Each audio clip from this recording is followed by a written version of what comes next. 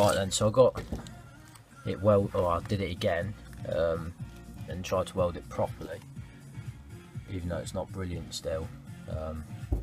So it needs quite a bit more work. Today I've managed to get Steelies on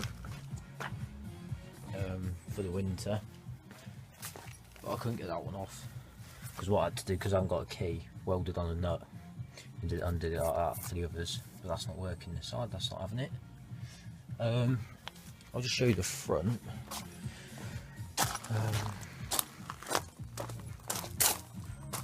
Managed to sort all the rust around here,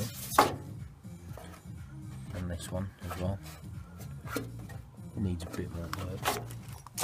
Front end's nearly done apart from this lip, so I'm going to get a new one. Also, all this is all sorted.